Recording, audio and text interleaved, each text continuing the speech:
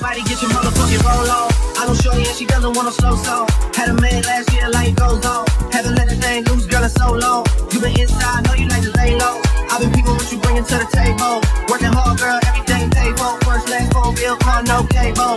With your phone out, gotta hit the Legos. With your phone out, snapping like you Fable. And you sure know, but it's alright. It's a short life, but it's short life. It's a short life.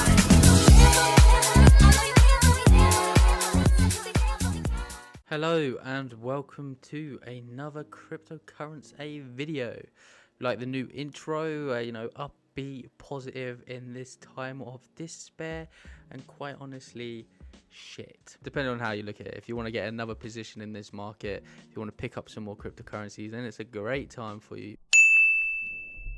But if you are all out of fiat like some of us, like me, and I'm sure a lot of you are probably in the same position, then you're just holding on for dear life and praying for a reversal. This video is just really going to be me. I'm going to cover a couple things to begin with, and then it's just going to be me just having a stream of consciousness, just talking about Bitcoin, Litecoin, Bitcoin Cash, and just talking about a few things. Firstly, I want to know how you guys are all doing, because obviously we're all in this together. It'd be cool to hear some people's situations down below. You just keep buying the dips and it just keeps dipping. You just keep buying the dips and it just keeps dipping. But ultimately, you know how this market can change around, and you just keep telling yourself that you hope that some of the, I know I'm invested in good altcoins, but is my Bitcoin better off just being Bitcoin instead of in these altcoins? Because right now it would seem so. Let's take it back to start of 2017 mindsets, when you were first entering the crypto market, and things were better off. The lead up to December was euphoric. Let's get into that mindset.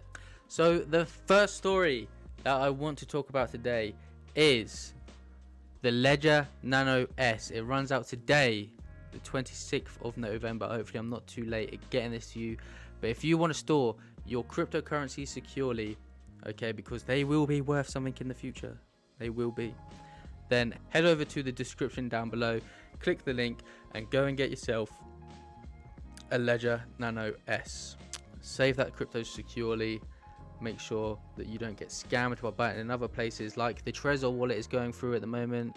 Some scammers out in Asia somewhere, or China, somewhere in Asia, are making fake Trezors, and people are sending their cryptocurrencies to be stored safely in that wallet. But little do they know that they are actually sending it to a scammer, and they are losing all their funds for life. Make sure you buy from secure buyers, okay, from secure places. The actual website is my suggestion. Also, just want to touch on the story about BACT being delayed until January, I think. Look, my opinion on this is that this is one of the catalysts for the market going down. It's just a huge load of bad news which has come at this time, and the whole Bitcoin Cash fall. But we're going to stay clear of that. But BACT has been delayed, and yeah, we didn't need this to begin with, and it is good because of large investors want to buy cryptocurrencies, want to buy it through a secure like the way that they used to, through contracts and stuff. But actual owning physical Bitcoin will actually educate them more in how this technology works, and hopefully down the line, a couple years, more and more people will be used to this whole system, and yeah, it's really gonna open doors, I feel like. But let's hope it doesn't get delayed again. If it gets delayed again, then it gets delayed again. What are you gonna do about it? But either way, it's coming down the line. Just how far down the line, we don't know. And lastly, the two biggest jokers in the crypto space, apart from Carlos Mencia and Bitcoin Trayvon James, Craig Grant, apart from those guys, because actually those guys were pretty bad. Actually, I don't know, they're probably on an equal level.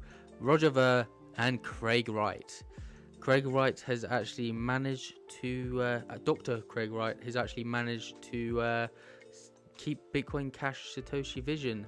This whole drama has been really, it was fun for a bit, and now it's just, I thought it was a whole scam thing. I thought they were working together to make Bitcoin Cash look better, because if a crap coin came out like Bitcoin Cash Satoshi Vision, And this whole drama went down. Roger would look like, oh, I'm the good one, like good cop, bad cop sort of thing, and people would be more inclined to Bitcoin Cash. But yeah, it's actually true. This whole thing has actually happened. They've spent millions of dollars trying to keep their chains alive, and yeah, the whole thing was a bit boring now, honestly. I hate listening to interviews with either of them. I hate listening to Roger Ver talk in interviews. He just goes round in circles. He closes his eyes for ages. He does this. He closes his eyes for ages because he knows what he's talking. He's just sick of saying it. That's what it is. He's just sick of saying the same things over and over again. Bitcoin Cash is the true Bitcoin wrote in Satoshi's white paper. It's just so fucking annoying. It's just like, come on, man, just do your fucking thing. You ain't got to attack other stuff. Just do your own thing. If it works, it works. And talking of people creating their own coins, I just want to talk about Richard Hart. You know, this guy, every interview I saw, he just seems like he's just blunt, to the point. And at first I didn't really like him. I'm not gonna lie, I didn't really like him. I only known him from the crypto space, since I've been in this space since like halfway through 2017. Really, I started listening to him. But now I do actually really like Richard Hart. I like what he talks about. I find him quite funny. His analogies are quite funny, what he compares things. So I'm going to start doing funny analogies myself. And I actually like Richard Hart, and his new cryptocurrency project that he's got coming out, Bitcoin Hex, is actually interesting. There's a lot of not rules, there's a lot of things. I might do a whole video just talking about Bitcoin Hex and Richard Hart, but the whole thing is actually quite interesting, and he really believes that it's going to be a top 3 coin. And yeah, he's like implementing interest into a cryptocurrency, because at the moment you don't get interest per se. You know, you get, well, some coins you get proof of stake, but it's not actual interest for holding your coins and locking them up for so long. But you know, Richard Hart seems to have come up with the first interest cryptocurrency, which I like. So now to get into what I actually wanted to talk about today, and that is, we will be okay. The market will recover. Who knows when that will be? I don't know. My prediction is going to be through 2019. It's going to be sideways to upwards, and it's going to be long. And this is where, you know, Wall Street will be accumulating. You know, big whales will be accumulating over the counter and through whatever means they can. And it's really given people a second chance. But at the same time, we could just long out for 2 years. This could last 2 years. People will just forget about cryptocurrencies. I know I won't. I mean, I'm in this space for life now. But I feel like it could go on for 2 years, really shake out the weak hands and the people that just don't understand what cryptocurrencies are doing and blockchain technology is doing to the world, and just raise like a phoenix and just blow everybody's socks off. But who knows? It's going to be interesting to watch. It's like a reality show on steroids. Honestly, it's crazy. But yeah, I just want to talk about why we're going to be okay. So we know why cryptocurrencies are so good. There's a limited supply. The consensus mechanism that we have is decentralized. There's no single body that you know, keeps track of what everybody's doing. It's for the people. It's made for the people. It's tracked by the people. And if I could afford a computer, I would run my own node somehow. I would get the cards, and I would get a graphics card and mine from my computer, or whatever you would need to do. I'd look into it way more if I had a computer, but I have a MacBook Air, man, so I can't really contribute to the Bitcoin network. But plus, where I am in France, my electricity always cuts out, and I can't have a kettle on, I can't have the heater on, I can only have on so many lights. It's really annoying. But yeah, if I could contribute, I would. But going back to it, you know, it's not a government that is controlling this money. This money is global. You can go from border to border. You don't have to claim how much money you have on you when you go on a plane. When you go into a different country, you don't have to declare how much cryptocurrencies you have on you. You can just store it in your hardware wallet. You wouldn't even have to store it in a hardware wallet. You can transfer it over to another wallet in another country, or just carry it on your wallet on your phone. If you compare that to normal money, obviously you know what happens if you have loads of, say if you have $1 million on you and you're trying to get on a plane, they're going to ask you a lot of questions, and I don't think you're even allowed to do that. If you want to transfer your money up, if you store your money in the bank and you're going on holiday and you want to store your money up and you want to go abroad somewhere, your money could be worth more or less depending on what's happening in that country. In the UK we have Brexit going on, which is causing all kinds of headaches. In America you got Trump wanting to put sanctions on different countries, and whatever these leaders of these countries say affects your money. And is that fair? Is it fair that your money goes down in price because of what a elected leader that you might not have even voted for says or does? You might think that you have your money, but leaving your money in the bank, it goes down 2% every year. And who knows what's going to happen if a financial crisis does arise because of inflation and banks having to be bailed out. Nothing to do with you, nothing to do with your fault. You're an honest citizen paying your tax, and you're storing your money in your bank account. It's losing value. It might not be as much money as crypto would have lost you over this year, but if you zoom out on crypto and look at the bigger picture, then it's not going to matter. It's not going to matter 3 years down the line. It's really not, because eventually our system will crash. The fiat system will crash, and there will be a financial crisis. And these everyday people that don't know about cryptocurrencies, or these people haven't educated themselves about true value, about true money, then they're going to be screwed holding on to these paper notes that just won't be worth anything. It's only worth something because the governments make it worth something. What about more and more shops start accepting cryptocurrencies? What about apps and bank cards like 10x, where you can actually transfer your cryptocurrencies into fiat money, this worthless paper money that you have to use in the system at the moment? Okay, when things like that come out and people start realizing we can buy crypto and still buy things with companies like 10x, then I'm sure more and more people are going to start jumping over, and the real bubble is the fiat bubble. That's where the crash is going to happen. The crash that we've had in Bitcoin will be nothing compared to the crash that we're going to have globally with fiat currencies. When the dollar goes down, just watch all these other countries crumble. I just want to touch on Litecoin real quickly and Bitcoin and what their places will be. In my opinion, this is, as always, not financial advice, but this is my opinion on what Bitcoin is right now. So we know right now it's not the best payment system. It is good to store value in. We saw steady, stabilization around $6,500 or whatever it was, and that was good to see.